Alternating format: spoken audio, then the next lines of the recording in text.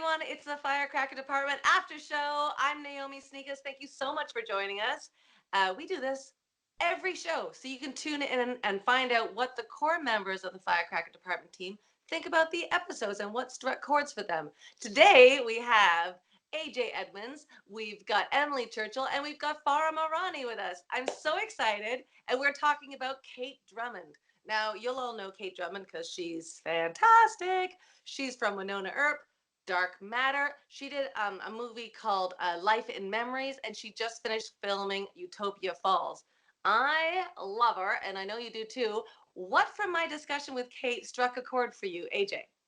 I mean, right off the bat, I was so pleased at how honest she was about getting into the industry Yeah. and how she started as a teacher. And she just, felt so disingenuous telling students to follow their dreams and do exactly what they want to do and like anything is possible. And yet she was completely ignoring such a big part of who she was at her core. And I think, being able to acknowledge that openly and say it, I think everybody can sometimes sit back and really acknowledge that in themselves as well. So it was a beautiful way to start the conversation. And it really set you guys up for what was lovely back and forth. You have to go. So I filmed, she was my first ever. I did a follow up chat with her because that chat that she and I had was a year ago. So we did this follow up chat to see where she was because things have changed so much. It's a really interesting thing to sort of reflect back on our lives and go, like, oh man, that was actually a really hard time. And we were talking about TIFF and the challenges of the festival and everything else. Emily, what did you think about the chat? Well, it's interesting that you brought up the second episode that you did because I just noticed in my notes that she mentioned meditation in both, and how meditating is a way that she kind of brings in the stillness that will hopefully help her to not hit the wall. And I don't know, that just really resounded to me, and it really spoke to me and how I'm trying to live. Right, we all are. But Emily, you do Reiki Yeah. work, so Yes. you're closer to than most of us to having a consistently balanced life, I feel. Oh heavens. I'm really good at telling people, or not telling, but like helping people out, but like to help myself. Oh, it is. Right? It's a challenge. Like to meditate, I'm like, you get in there. You're telling other people to do it. Get in there. Yeah. And that always helps, Ugh. hey, to scold ourselves. That's always nice. Be like, get in there. Go meditate. The self Farah, shame what is did you really think of great. Yeah. the What's Farah, what that? did you think about the chat with Kate?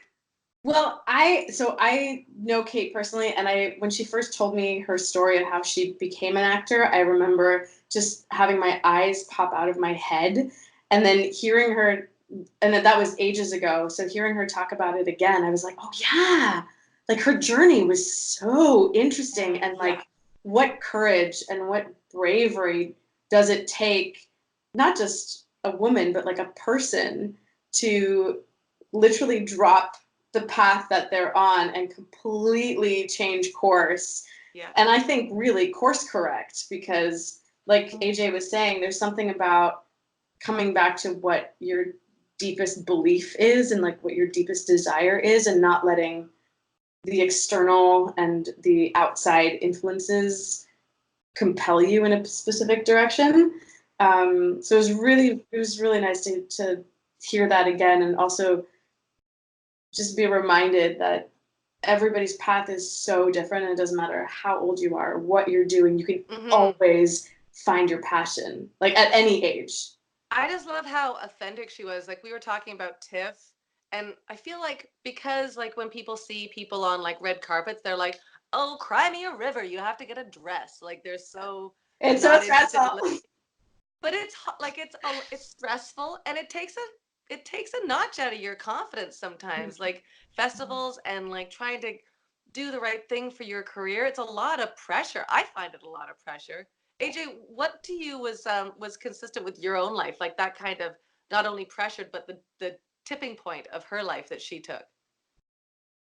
I mean, starting out a career when you get into your 30s is not something we talk about when you're in high school. Like you're like, tell us your 5-year plan, when you're going to get married, and what's expected of you when you need to claim your pension.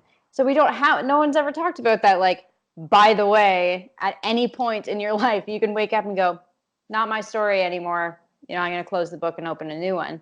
And so many of the firecrackers that you interview talk about that kind of stuff. Talk about having those moments of being like, I just wasn't into it and I needed something to change.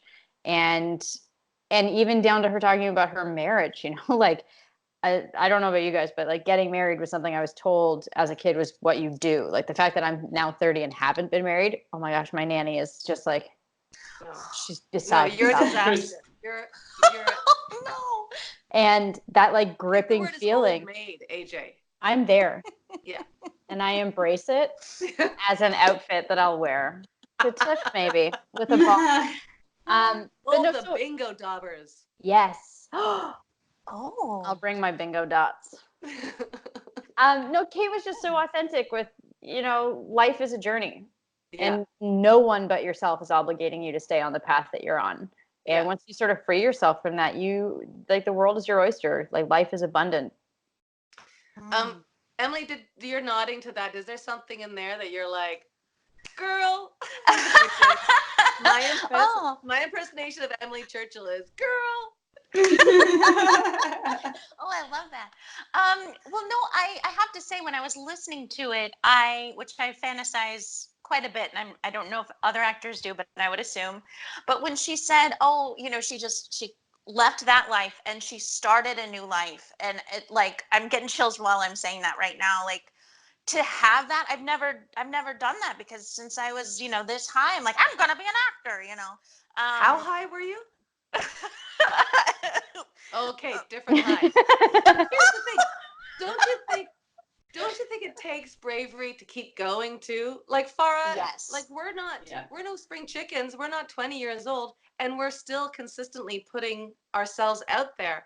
Like Farah, you've made the move to Los Angeles. You must find that, you're sort of starting anew there too. Oh, absolutely. In fact, in this conversation, it just made me reflect back on where I was 3 weeks ago. And I literally had a moment where I was like, this is it. I'm done. Like, I can't keep doing this anymore. And I kid you not, I spent 3 days trolling LinkedIn, like beefing up my resume and applying to a bunch of jobs. I think I applied to 27 different producer creative type jobs. Like, I was literally like, I want a steady income. I'm terrified about not having health care soon. Like, all of these things that are a reality. What am I doing? How sustainable is this? And I legit spent an entire week getting my head wrapped around the idea that this is what I am doing. And I am going to start afresh in the same kind of way. And then, of course, as the universe would have it, I booked this massive job that, like, took me out for a week and, will give me a healthy paycheck. So I was like, oh, right, okay. So, again, But the then notion of course correct. It's the universe going. I'm like, hey, universe, I'm quitting. Yes. But I think it has to come really honestly from here. Okay. Like, I think it has to be, like, not just oh, yeah, universe, I want to quit. Yeah. I think you have to believe it. Yeah. Like you really do. Like your gut is your guardian angel. And like it's so funny. I feel like we might be applying for the same jobs because I like get here and I've got like LinkedIn open, Indeed, ZipRecruiter. I'm like, I'm qualified for all of this. I will just keep applying, even though I promised myself I would stop producing and get back into the creative world. And then I stop and I'm like, stop it. Leave the house. Like, get away from your computer.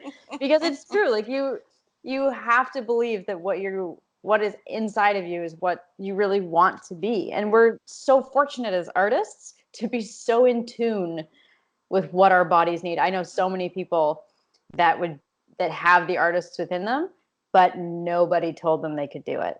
Yeah. And they don't know how to tap into it. There's nothing wrong with quitting either. Like, there is this thing of going, you know what? I'm actually interested in a different path. Like, we all have friends that are now like teachers or lawyers or real estate people. Like, I have friends that have changed paths, and I'm like, go for it.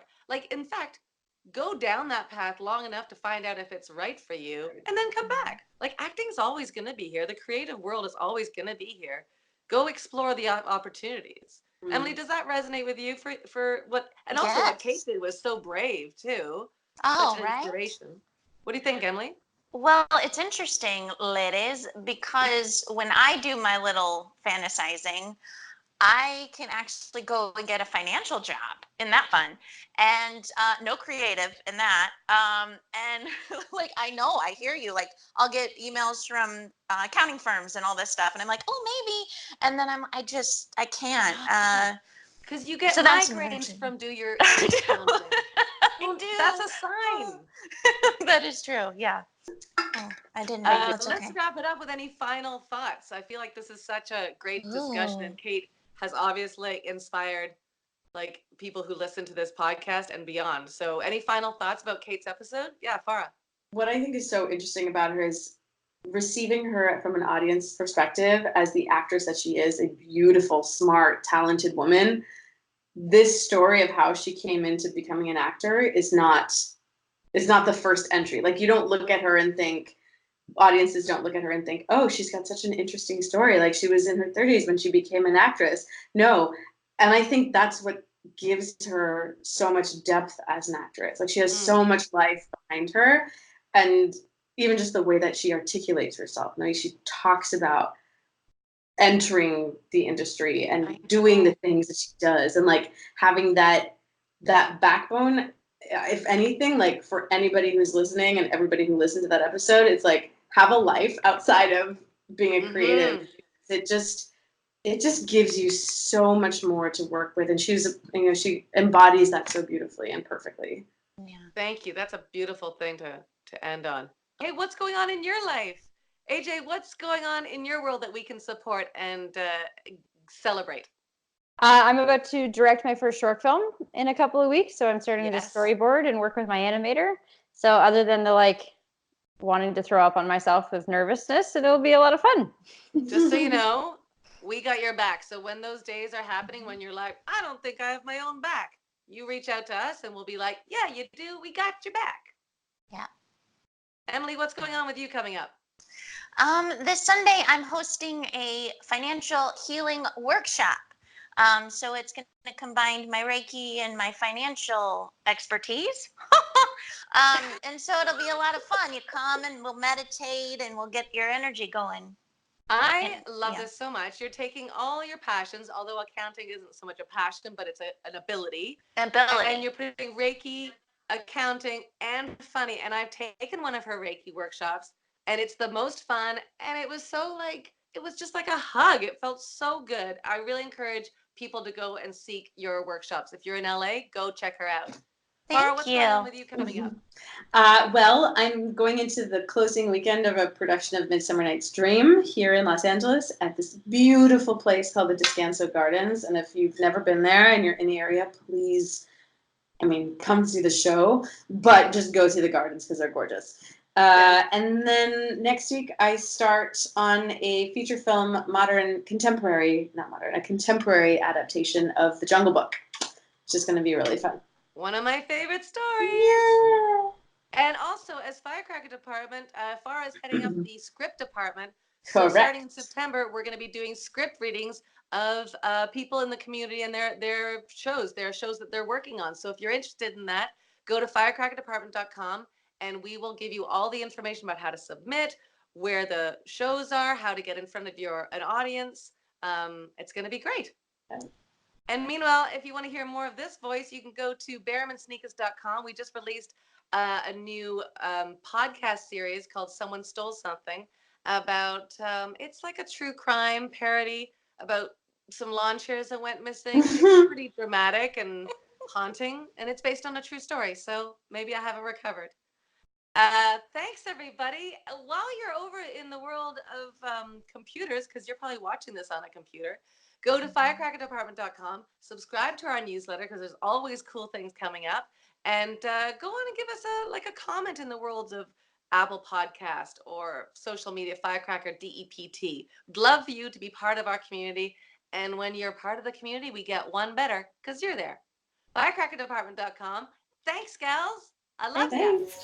Thank you.